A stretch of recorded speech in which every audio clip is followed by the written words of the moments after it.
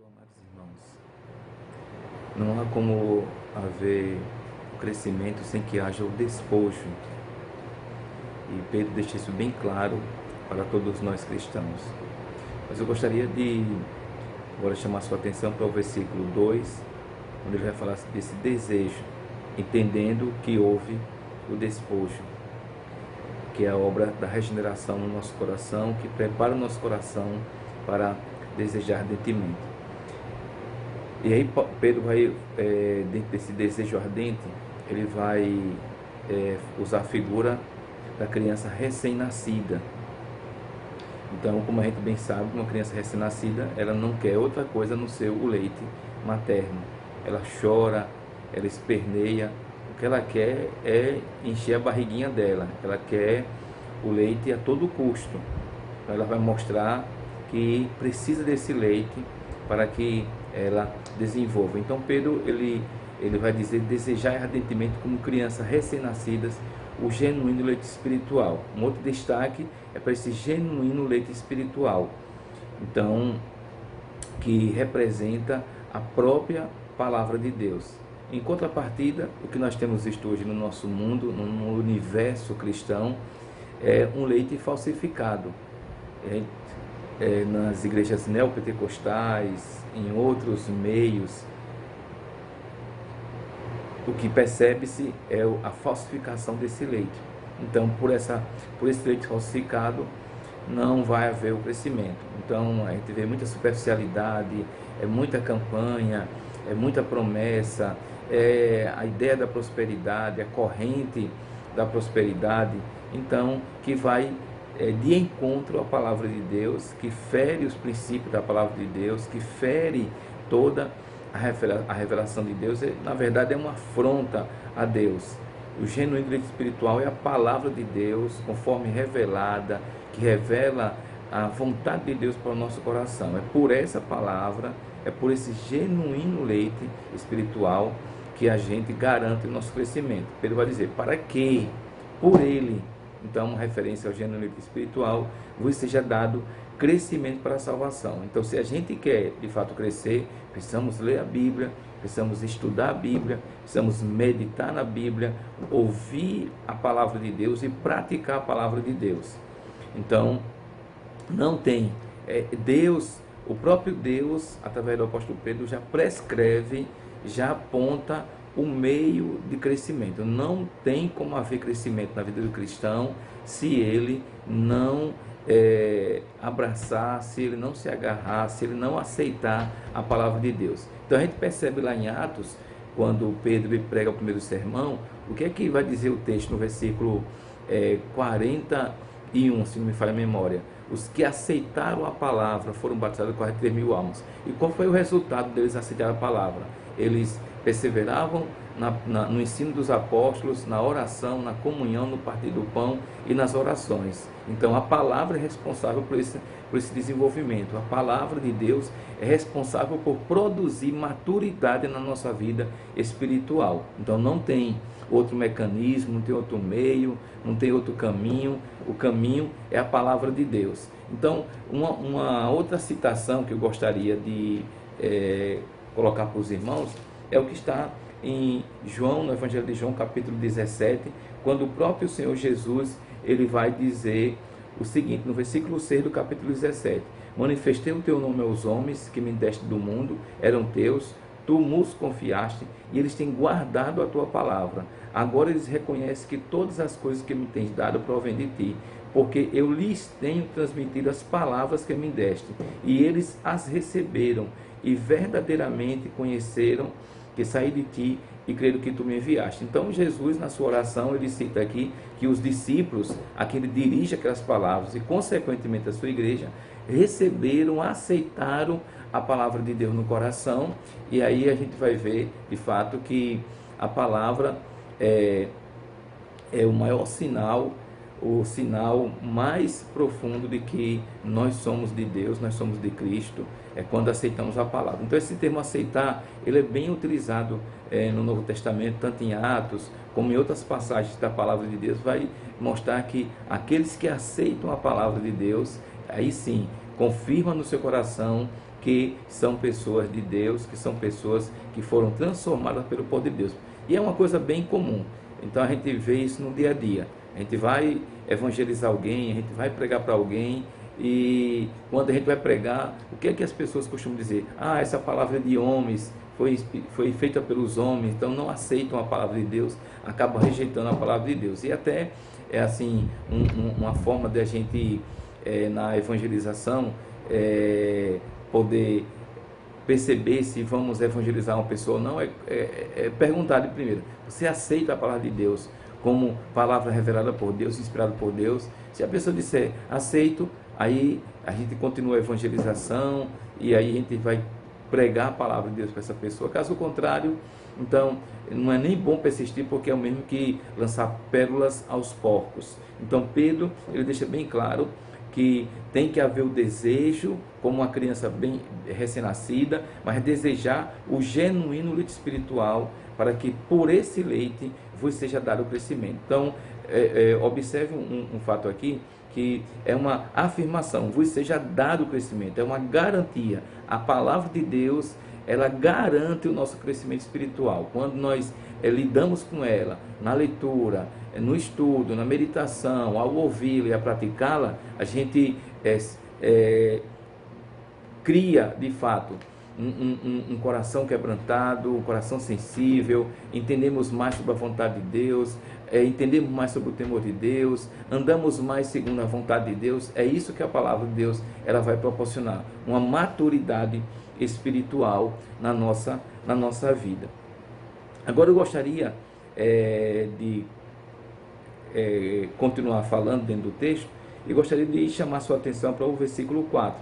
Nós já destacamos o versículo 1, versículo 2, falamos aí da regeneração, que foi provocada em nós mediante a palavra de Deus, e essa regeneração que foi produzida em nós interiormente tem que se externalizar, fazer com que a gente rejeite todo comportamento que não agrada a Deus, como maldade, dolo, hipocrisia, inveja e toda sorte de maledicência, para que esse ato de despojar nos leve a desejar agora a palavra de Deus, e essa palavra provoque em nosso coração o crescimento espiritual para a salvação. Então, isso vai fazendo com que a gente viva conforme a vontade de Deus e viva como uma identidade cristã. Agora, observe que o versículo 4, ele vai falar da nossa comunhão com Cristo, a nossa comunhão com Cristo. Então, o texto vai construindo, na verdade, nas nossas vidas, vai construindo uma ideia, conforme a Bíblia fala do que é ser um cristão, vai construindo um pensamento cristão, vai construindo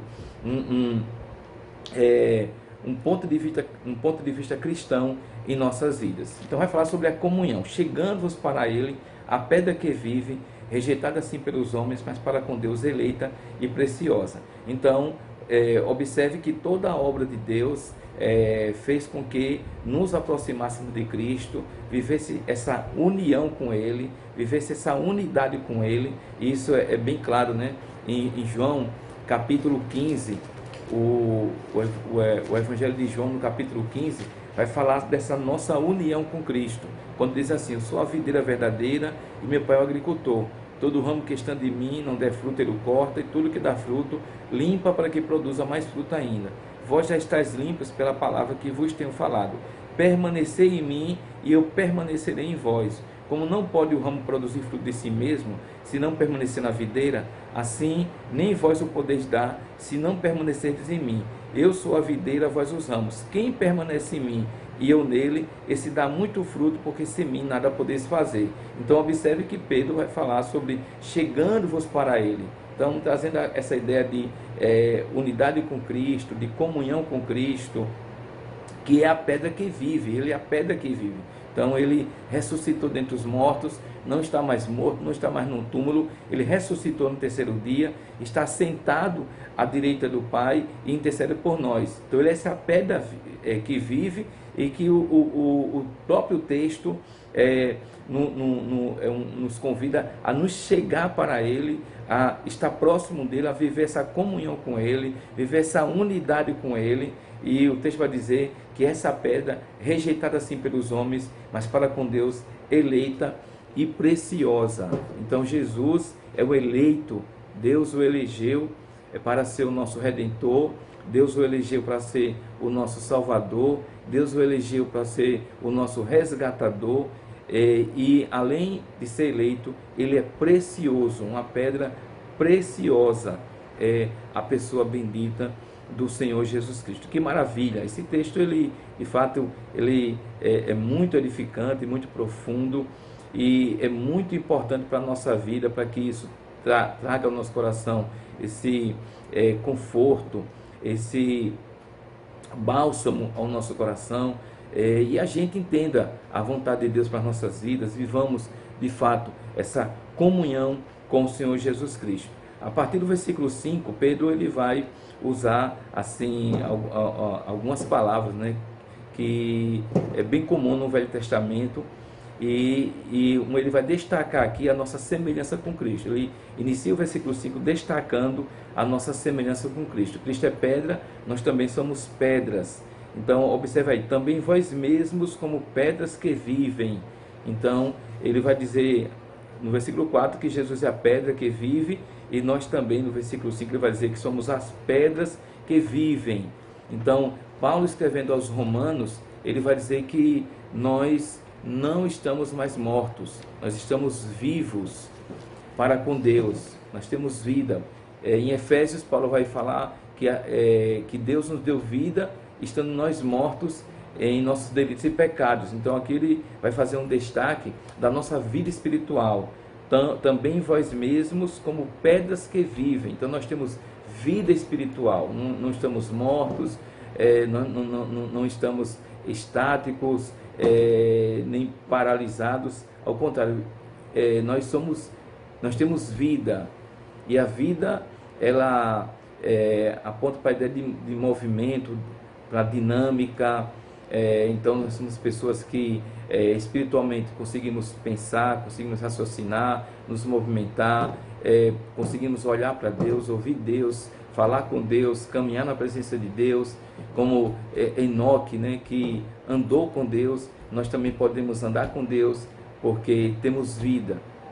No estado anterior de depravação, nada disso podia acontecer. Nós não tínhamos como receber esse título, ou o sentido dessa palavra vida, porque estávamos mortos. Então, quando Adão ele peca diante de Deus, ele quebra a aliança, então ele cai da graça, e ele morre espiritualmente, e consequentemente toda a raça humana. Então a morte trouxe impotência, incapacidade. É o que Paulo vai falar em Romanos capítulo 3, a partir do versículo 10. Não há quem busque, não há quem tema, não há quem deseje, todos estão corrompidos, todos se tornaram inúteis. Então esse era o nosso estado antes de conhecer o Evangelho, de conhecer Jesus Cristo. Mas agora, conhecendo Jesus, nós temos vida espiritual. Então é por isso que ele afirma aqui: também vós mesmos, como pedras que vivem, sois edificado casa espiritual. Então é uma alusão ao Velho Testamento, aonde a gente percebe no Velho Testamento a ideia lá do templo físico, e aqui ele vai falar que nós, membros, nós servos, somos essa casa espiritual. Somos casa espiritual.